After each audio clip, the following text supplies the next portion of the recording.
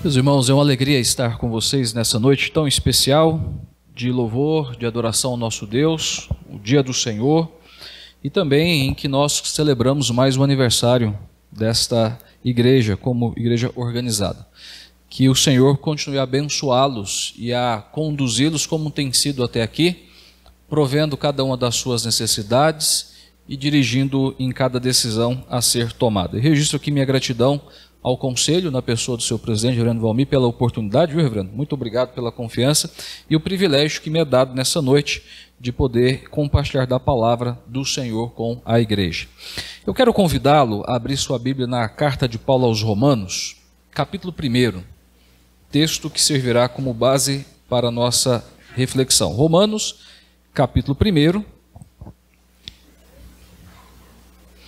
nós leremos a partir do verso 1. Romanos, capítulo 1, a partir do versículo 1.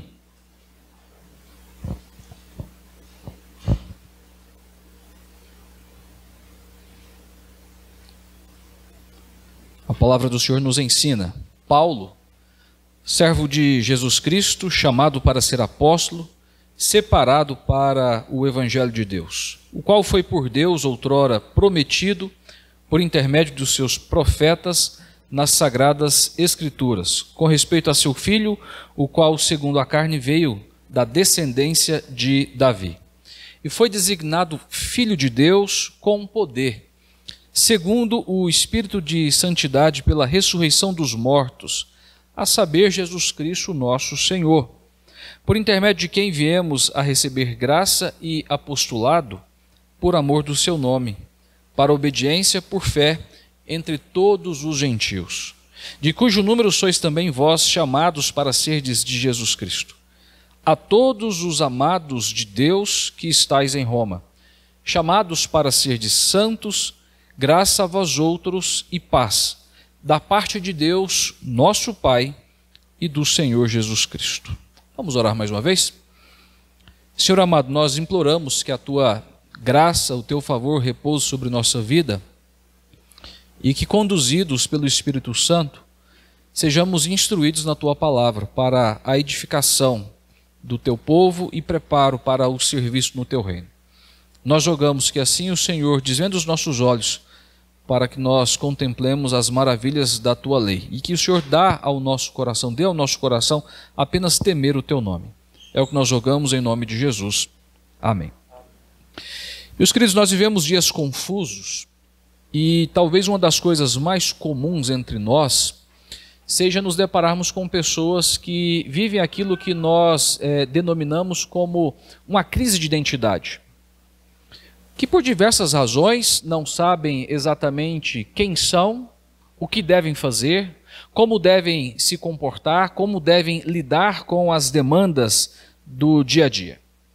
Essas pessoas vivem numa confusão mental e sentimental que fazem com que caminhem de forma perdida, sem rumo, sem direção, sem saber ao certo o que devem ou não devem fazer ou deixar de fazer. São levadas por muitas instruções, boa parte delas equivocadas, e como consequência assumem posturas que não são agradáveis a Deus, que não honram o nome do Senhor.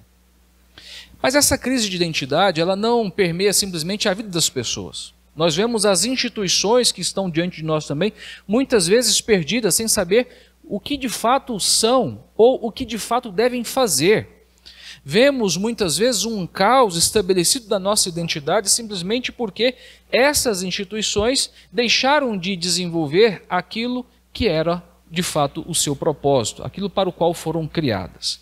E infelizmente essa crise muitas vezes permeia a vida da igreja. Infelizmente muitas vezes a igreja deixa de observar a sua verdadeira identidade, quem ela de fato é e qual é o seu propósito, qual é a razão da sua existência. E o texto que nós acabamos de ler tem muito a nos ensinar sobre isso, sobre a verdadeira identidade da igreja. A carta de Paulo aos Romanos é uma carta muito interessante, assim como as outras cartas.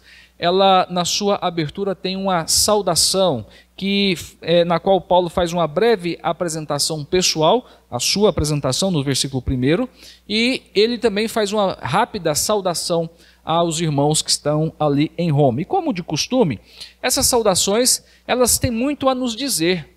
Às vezes nós deixamos nossa atenção, especialmente dedicamos mais cuidado e empenho e zelo no exame do meio da carta, da sua parte central, das suas principais verdades doutrinárias, e nos esquecemos daquilo que normalmente nos é apresentado na introdução. Nós não vamos falar, mas Paulo fala da grandeza e da preciosidade do que é o Evangelho nesses versículos iniciais. E assim como ele apresenta o verdadeiro Evangelho, ele apresenta a verdadeira igreja. Ele apresenta algumas características, é verdade que Paulo não está tratando disso de modo exaustivo neste contexto, nesses primeiros versos, mas ele nos dá elementos que marcam e que caracterizam a identidade e o propósito da igreja. E eu quero então rapidamente falar com os irmãos nessa noite sobre isso, sobre a verdadeira identidade espiritual da igreja. Observe comigo que no versículo de número 6, Paulo nos apresenta o primeiro aspecto daquilo que compõe a verdadeira igreja. O versículo 6 vai nos dizer: de cujo número sois também vós chamados para serdes de Jesus Cristo. Sois vós chamados para serdes de Jesus Cristo.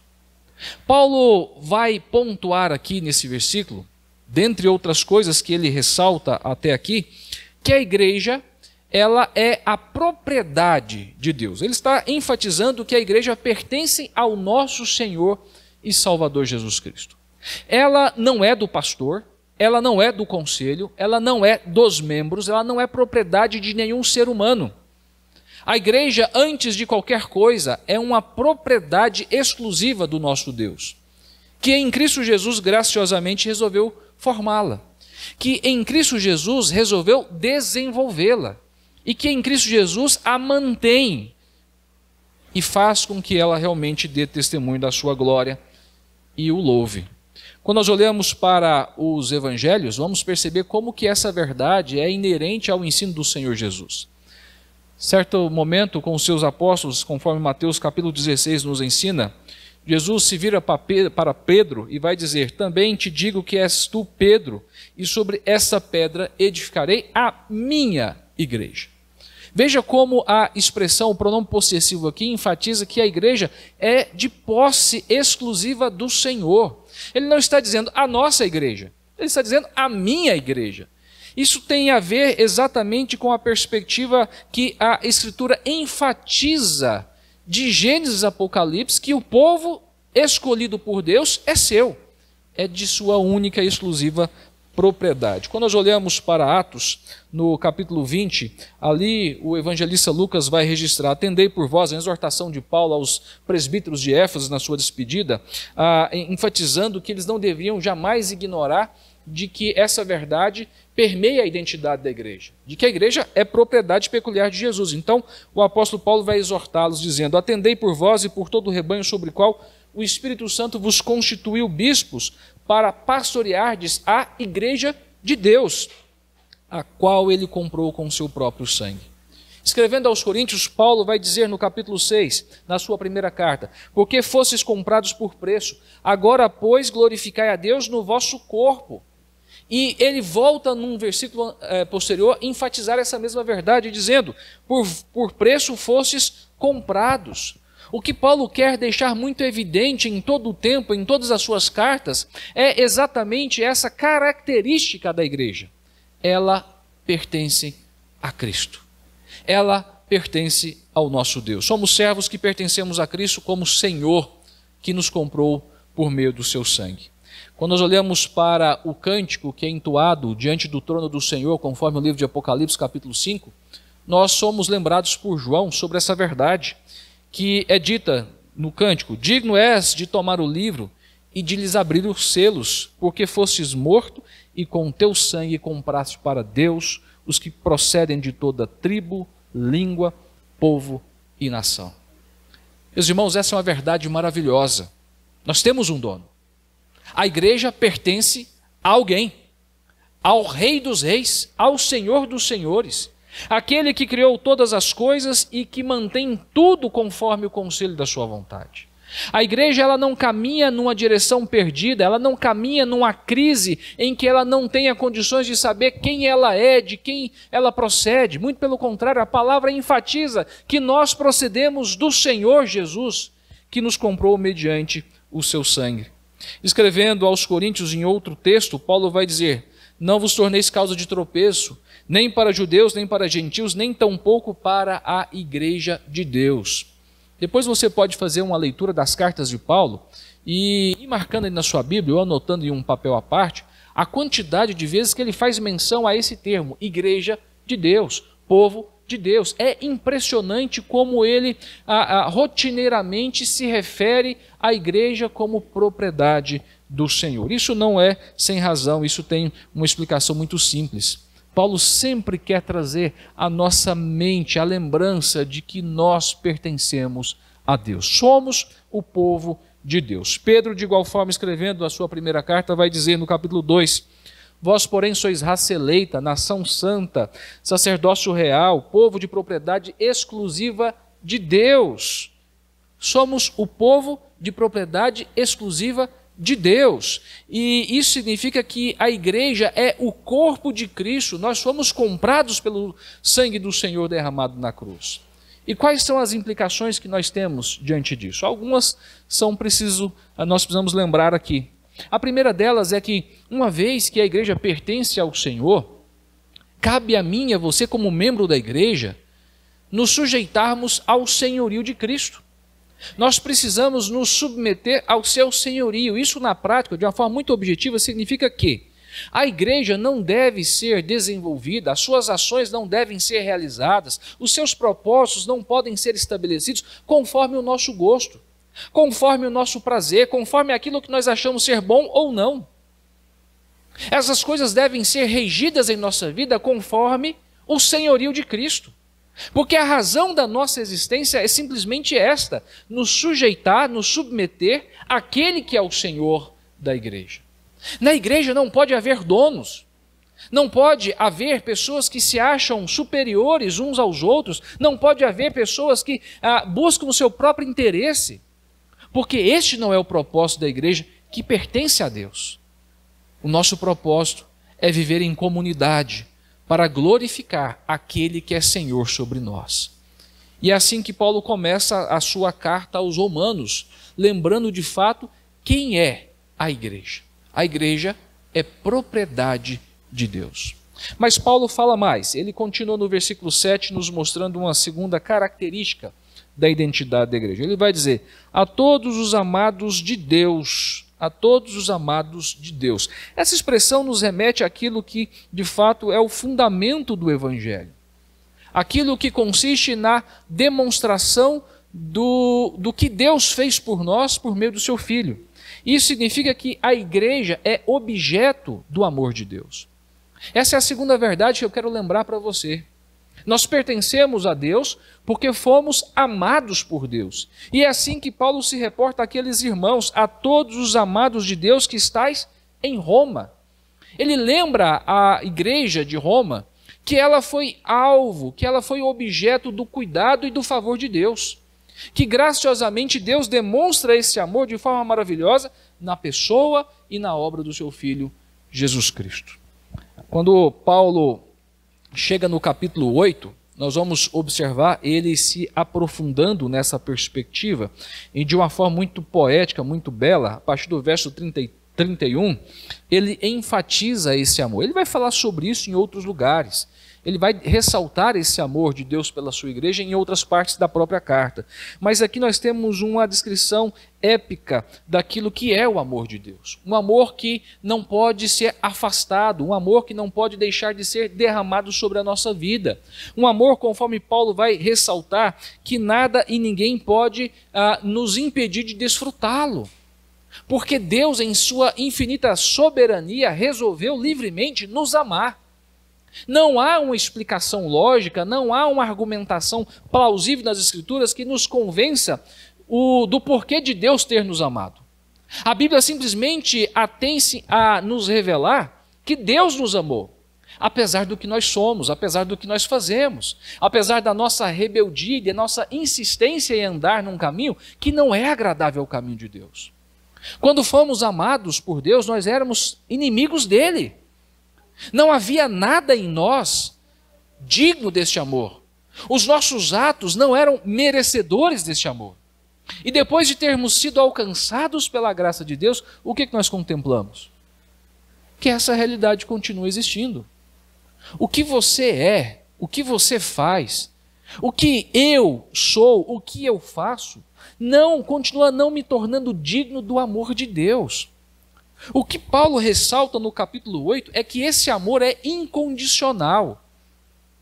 Não é fundamentado naquilo que nós somos ou naquilo que nós fazemos, mas na livre, soberana ação e vontade de Deus. Quando nós olhamos para Efésios capítulo 2, Paulo vai enfatizar isso de forma mais nítida ainda. Ele vai lembrar, ele vai falar claramente, em sua argumentação, que nós estávamos mortos em nossos pecados e delitos. E ele vai então dizer que o Senhor Deus nos deu vida por causa do seu grande amor. Isso está no capítulo 2, os versos 4, verso 5. Paulo vai enfatizar essa verdade, mostrando que não há razões explícitas, reveladas por Deus, pelas quais ele resolveu nos amar. Há apenas a menção de que ele, em sua infinita bondade, infinita graça e misericórdia, resolveu demonstrar amor para conosco. E é isso que Paulo, então, lembra. É a esse respeito que ele escreve àqueles irmãos, escrevendo a todos os amados de Deus. Ele está ressaltando que aquele povo a quem ele se destina, a quem ele se dirige, é o povo que foi objeto do amor de Deus. Quando nós olhamos para o Antigo Testamento, podemos ver isso claramente em relação a Israel. Pense, por exemplo, em Deuteronômio, capítulo 7, quando o Moisés vai então registrar as palavras do Senhor, dizendo: Tu és povo santo ao Senhor teu Deus. O Senhor teu Deus te escolheu para que lhe fosses o seu povo próprio de todos os povos que há sobre a terra. Não vos teve o Senhor afeição, nem vos escolheu, porque fosses mais numerosos do que qualquer povo, pois éreis o menor de todos os povos, mas porque o Senhor vos amava. Veja como Moisés lembra ao povo que a razão de Deus ter escolhido Israel como seu povo não era inerente a eles mesmos, mas estava no próprio Deus, porque Deus vos amava, e para guardar o juramento que fizera a vossos pais, o Senhor vos tirou com mão poderosa e vos resgatou da casa da servidão, do poder de Faraó, rei do Egito. E é essa a verdade que as Escrituras nos lembram. A igreja é o objeto do amor de Deus. Mas Paulo fala sobre um outro elemento. Nos versos 6 e 7, esse aspecto é ressaltado. Ele vai destacar que a igreja é chamada por Deus. A igreja é chamada por Deus. Primeiro, ele vai dizer: de cujo número sois também vós chamados para serdes de Jesus Cristo. E depois ele vai dizer: a todos os amados de Deus que estáis em Roma, chamados para serdes santos.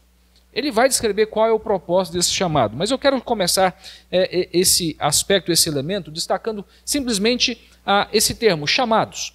O que significa isso? Significa que não somos nós que escolhemos fazer parte da igreja. Não foi você, nem foi eu, que um dia acordamos e resolvemos participar da membresia da igreja. Agora eu vou começar a frequentar a igreja de Cristo. Pedro, não é assim que acontece conosco. É Deus quem lança para nós, por meio do seu santo evangelho, por meio da sua santa palavra, esse chamado. É Deus quem nos separa para que nós venhamos a participar do seu povo. Essa escolha é uma escolha que começa em Deus e não em nós. E é esta a grande maravilha do evangelho. É a grande segurança na qual nós descansamos. É a certeza pela qual nós temos de que iremos perseverar até o fim, porque esse chamado é um chamado santo, operado por um Deus santo que atua de forma maravilhosa em nossa vida. O que a Escritura nos mostra é exatamente isso de forma enfática também. Quando nós olhamos para o versículo 1, Você vai de cara observar que Paulo estava falando de um chamado, agora não da igreja, mas o seu chamado para o apostolado, para o serviço à igreja. E em outros momentos Paulo vai ressaltar esse chamado. Romanos capítulo 8, no verso 28 e verso 30, ele vai dizer: sabemos que todas as coisas cooperam para o bem daqueles que amam a Deus. Normalmente nós paramos aqui, né? Mas o texto continua dizendo: daqueles que foram chamados segundo o seu propósito. Veja Paulo destacando aqui mais uma vez o chamado divino. Depois no verso 30 ele vai dizer: e aos que predestinou, a esses também chamou. Quando nós olhamos para Gálatas no capítulo 1, Paulo vai expressar a sua admiração pela qual ele contemplava aqueles irmãos abandonando o verdadeiro evangelho. E quando ele então os exorta, o que ele faz? Ele os lembra desse chamado. Ele vai dizer: admira-me que estejais passando tão depressa daquele que vos chamou da graça de Cristo para outro evangelho. Ele lembra os irmãos da Galácia que eles haviam sido chamados pela graça de Cristo. E esta, de fato, é uma característica indelével da igreja. A palavra nas nossas Bíblias, traduzida por igreja, eclesia, ela é formada por um prefixo e por um verbo, que tem por finalidade simplesmente transmitir a ideia de chamados para, né? A ideia de chamados para fora. E a igreja é exatamente isso.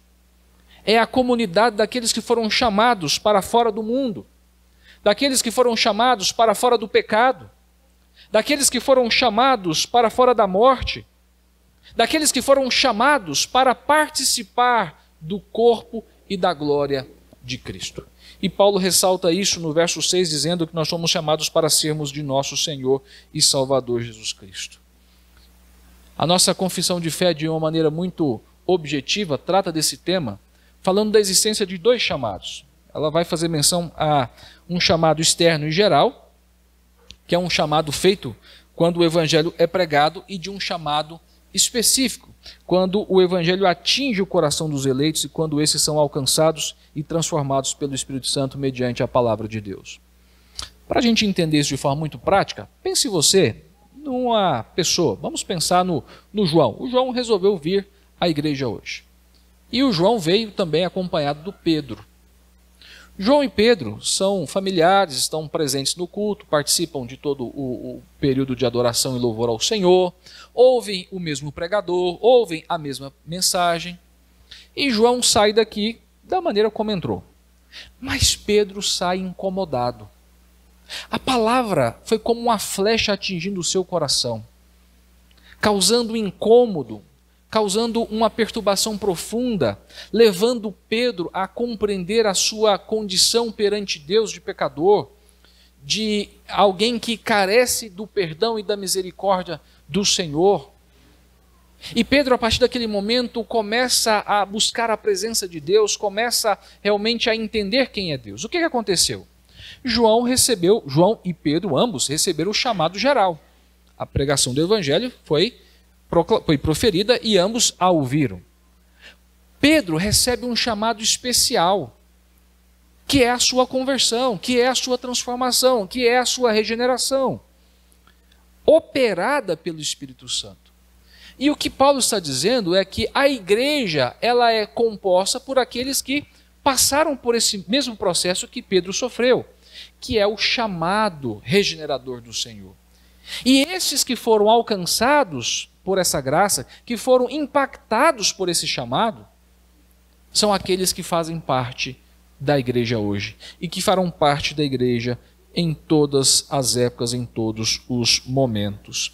Quando nós olhamos para a palavra de Deus, vemos em outros textos a Escritura ressaltando isso. Escrevendo sobre isso, Lucas registra em Atos capítulo 2, ali no sermão de Pentecostes: para vós outros é a promessa, para vossos filhos e para todos os que ainda estão longe, isto é, para quantos o Senhor nosso Deus chamar. Em outro texto, Pedro vai falar: vós, porém, sois a eleita, sacerdócio real, nação santa, povo de propriedade exclusiva de Deus, a fim de proclamar as virtudes de quem? Daquele que vos chamou das trevas para a sua maravilhosa luz. Assim, os cristãos são pessoas que pertencem a Cristo, que foram chamadas de maneira eficaz e transformadora por meio do Espírito Santo e por meio da sua palavra. Mas esse chamado tem um propósito. E Paulo fala sobre isso na sequência do texto, no versículo de número 7. Ele enfatiza que a igreja de nosso Senhor, ela pertence a Ele, ela pertence a Deus, ela pertence a Cristo. A igreja, ela é o objeto do amor de Deus. E essa igreja é chamada. E chamada com qual propósito? Nós já falamos sobre o verso 6, que fala a ideia da procedência, do pertencimento a Cristo. E o segundo elemento desse propósito está no versículo 7, quando ele vai dizer: chamados para serdes santos. Chamados para serdes santos. A igreja tem como proposição divina para a sua realidade, para a sua identidade, essa característica de ser santa, de ser diferente, de ser semelhante àquele que a criou. Ser santo significa ser separado por Deus e para Deus. Somos chamados para o serviço do Senhor. Quando nós olhamos para o Antigo Testamento, vemos como essa perspectiva era aplicada a inúmeros eventos, circunstâncias e objetos. Pense, por exemplo, na construção do tabernáculo. O que Deus faz? Ele vai separar um lugar específico para que os sacrifícios, os holocaustos, ou seja, a adoração, lhe fosse prestada conforme os seus desígnios. Ali ele vai mandar Moisés separar alguns utensílios que deveriam ser dedicados especificamente para o serviço solene, para a adoração solene. E ao longo da história o que Deus faz simplesmente é isto: separar pessoas para o seu serviço, separar pessoas para fazerem parte, para comporem o seu povo, a sua igreja. Nós olhamos para Colossenses capítulo 1 e somos lembrados que Deus nos libertou do império das trevas e nos transportou para o reino do Filho do seu amor, no qual temos a redenção, a remissão dos pecados. Ou seja, Deus nos liberta para sermos santificados, para nos conformar à imagem do seu Filho. A ideia é de ser separado de tudo que é oposto a Deus e de ser dedicado inteiramente ou integralmente ao Senhor. Esse é o chamado de Deus para a sua igreja. E essa é a perspectiva que nós devemos carregar ao longo da nossa existência como povo do Senhor. Ao completar 23 anos, nós temos razões de sobra para dar glórias a Deus e exaltar o nome dele pela existência, pela organização dessa igreja. Mas temos também razões de sobra para clamar que Deus continue a nos sustentar, continue a nos abençoar, para que num mundo tão confuso nós não venhamos a perder de vista aquela que é de fato a nossa identidade. Nós somos um povo que pertence a Deus, que foi comprado pelo Senhor Jesus por meio do seu sacrifício. Nós somos um povo que foi e é o objeto do amor de Deus. Amor esse que é demonstrado de forma maravilhosa e plena na cruz, quando Jesus morre em nosso lugar. Somos um povo chamado para ser exclusivamente de Deus, um povo chamado para ser um povo santo, um povo diferente. Diante disso, deixe-me fazer algumas aplicações. Eu já fiz a menção sobre a necessidade de nós nos submetermos ao senhorio de Deus. Como propriedade de Deus, a igreja deve viver não conforme a sua própria vontade, mas conforme a vontade daquele que é o seu Senhor. Preste atenção numa coisa. Você deve ter visto já, deve estar observando, como cada vez mais cresce a pressão sobre a igreja para que ela seja tratada como outras instituições. É muito comum, por exemplo, nesse período de pandemia, a gente vê uma campanha aí denegrindo a imagem da igreja, porque nós temos realizado cultos, mas nós somos chamados para isso, para adorar o nosso Deus. É verdade que há abusos, que há ações inconvenientes e imprudentes. Há muitas igrejas que, ao invés de dar um bom testemunho, com todo o zelo protocolar que a situação requer, têm simplesmente agido como se não houvesse nada, nenhuma pandemia diante dos nossos olhos. Isso é péssimo, isso é preocupante. Mas o que eu quero chamar a sua atenção é: a igreja é pressionada para que ela seja como qualquer outra organização, como qualquer outra instituição. E muitas vezes nós deixamos nos levar por essa mentalidade e nos acomodamos em relação a isso. Um exemplo claro disso talvez seja a aceitação dos diversos grupos que hoje fazem parte da nossa sociedade. Cada vez mais a igreja é desafiada a se apresentar como uma comunidade acolhedora. E nós temos que fazer isso. Somos chamados para isso. Deus nos acolheu, nós precisamos acolher as pessoas. Mas isso sem negociar os nossos princípios. Sem abrir mão daquilo que é o mais precioso para nós, que é a palavra do Senhor. E nessa luta, nesse dilema, nós precisamos nos lembrar que somos regidos por aquele que é o Senhor dos céus e da terra, o nosso Deus, que nos salvou e nos redimiu do pecado. É a Ele que nós prestamos conta, e não à sociedade. É a Ele que nós devemos realmente nos sujeitar, não à nossa sociedade. E nós caminhamos para dias difíceis, irmãos, em que de fato nós não podemos nos esquecer quem nós somos ou de quem nós somos. E por isso precisamos continuar nos sujeitando ao senhorio do Senhor. Reflita em sua identidade espiritual, rendendo graças a Deus por ter feito você o objeto do seu amor. Cultive a santidade no seu proceder, porque isso o caracteriza como povo de Deus. Isso distingue das demais pessoas e isso distingue a igreja das demais instituições, um povo santo que teme e que ama o Senhor. O apóstolo Paulo, no versículo 6, diz que nós somos chamados para sermos de Cristo. De que maneira você tem experimentado esse sentimento de pertencimento, essa sensação de ser propriedade de Deus? Você tem procurado viver a vida conforme o seu desejo, os seus impulsos, os seus pensamentos? Ou você tem de fato vivido como igreja, sujeitando-se àquele que é o seu Senhor? Sujeitando-se àquele que é o seu Redentor. Que Deus preserve esta comunidade, que Deus preserve essa igreja, para a glória do nome dEle, fazendo com que cada um, onde estiver, onde mora, onde trabalha, com as pessoas com quem convivem, venham a expressar a essência daquilo que de fato é o ser igreja. Para que as pessoas olhem para nós de uma maneira diferente. Para que as pessoas olhem para você e tenham curiosidade de saber o que de fato é servir ao Senhor.